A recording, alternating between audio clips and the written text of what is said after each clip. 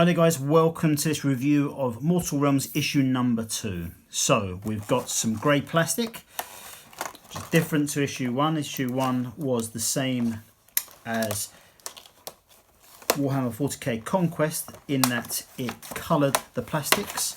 So we had a nice gold for our Stormcast, we had a blue for our Nighthawk. So we've got 1, 2, 3, looks like 4 models, got 4 bases there. We have a Citadel starter brush and we have Corex white base paint. I shall make these models up in a second, but first let's have a little flick through the magazine, see what we've got this week.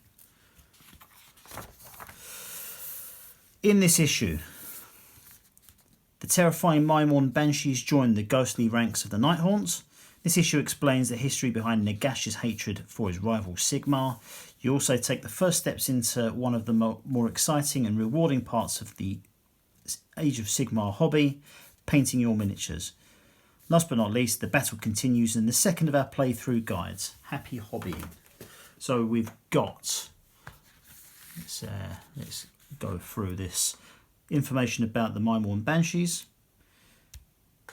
the Wrath of Nagash, History Part 2, the Soul Wars, how to build the Banshees, how to paint them. So we've got painting concepts, an explanation of the Citadel paint system, including the tools, brushes and paints you will use to paint your collection of Citadel miniatures, and then how to paint Nighthaunts, a guide to painting undercoats onto your Nighthaunt models. And then we've got playthrough issue number 2, tutorial playthrough 2.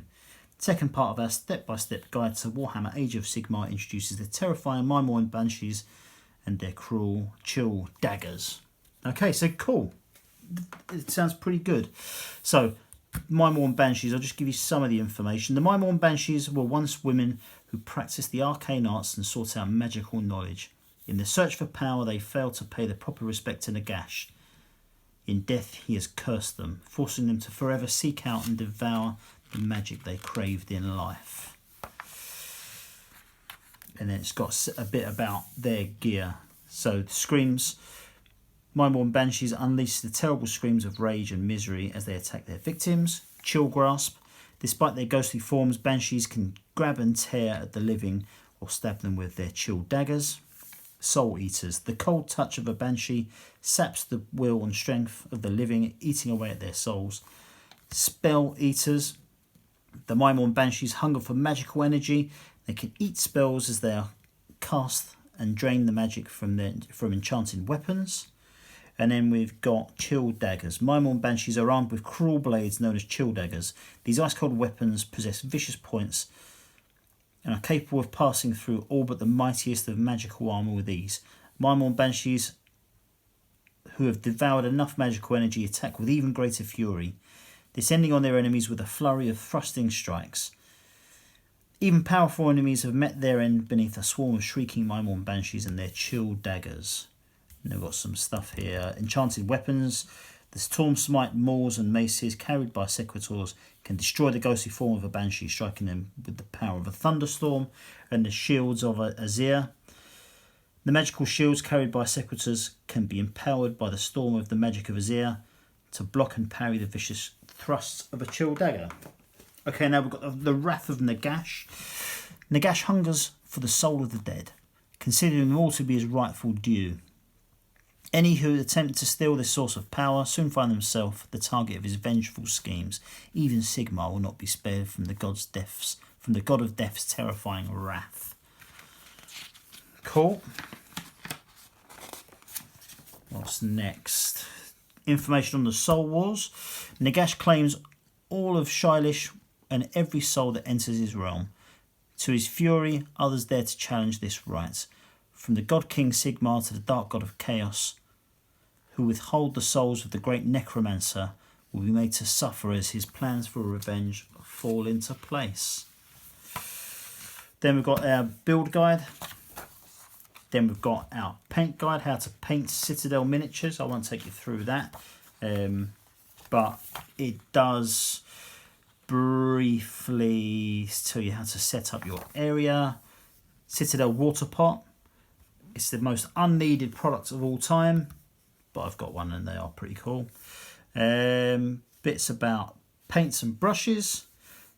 Bits about opening the paint pots, and more importantly closing them properly so they don't all turn into some sort of blue tack in the bottom of a puddle.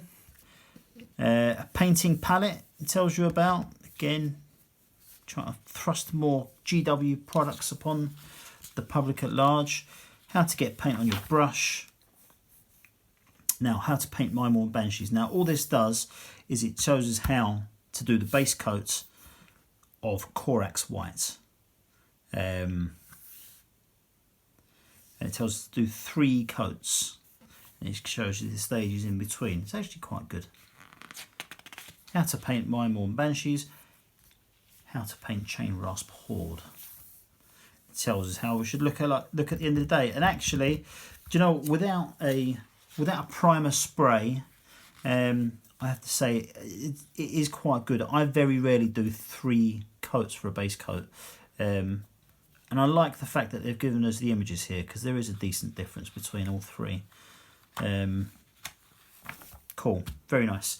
Okay, Terror Amidst the Tombs, Spectral Ambush. The chain rasps have been vanquished for now, but the shadowy barrows are still haunted by many other young unquiet spirits. From the misty fog, 4 ghastly figures drift towards Anastasia Starstrike and her sequitors, daggers held aloft, ready to cut their victims down. So that's setting the scene for our upcoming battle, and again we go back to the dice, the range ruler, and the mini kind of board that we got from issue number 1. And it gives us a little battle. So it shows us where to set up our Myrmourn Banshees as opposed to our Sequitors. It gives us information about the piling moves and all that kind of stuff. So that's good. It tells you what you need to do. It's really basic as well, but I kind of appreciate that. Spread out your battle mat on a flat surface. Place your dice and range ruler next to your mat for use when you need them. Grab a coin or some other small item to use as a marker. Set up your Sequitors and Myrmourn Banshees on top of the spaces marked on one side of the mat. The lightning is for the Sequitors and the skulls are for the Banshees. Choose who will be the Sequitor player and who will be blah blah blah. Anyway, so yeah, I like it. That's good.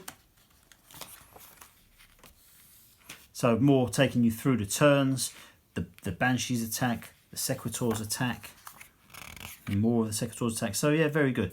Okay, so this is more kind of details on how to subscribe and all that kind of stuff. And then here's our next 2 editions. So we've got Stormcast Reinforcements. Read all about Stormcast Eternals. So these are the Castigators. Castigators and a Gryph-hound. That's good.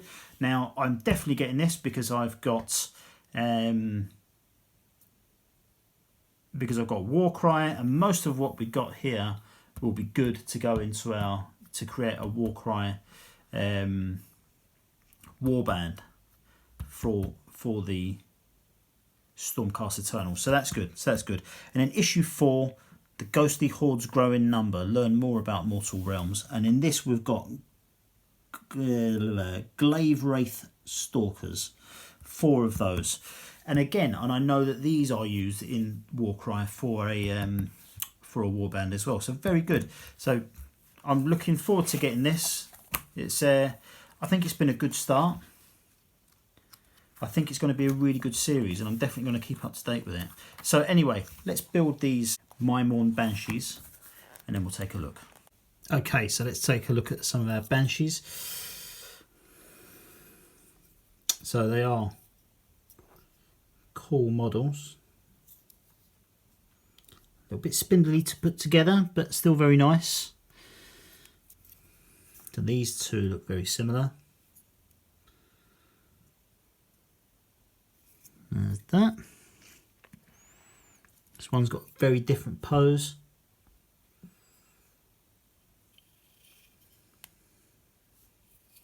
And then this one has got an even more very different pose. It's kind of swooping down. But they're cool. They are very cool. I like them. So that is issue 2. And I think it's pretty good. I think we're planning out pretty well. So, for example, that was a box. You can buy a box of these. Issue 1 was 2 boxes. So we had the Sequitors, the box of 3. That's an individual box you can buy. It had the Chain Rasps. There was 10 of those. That's an individual box you can buy.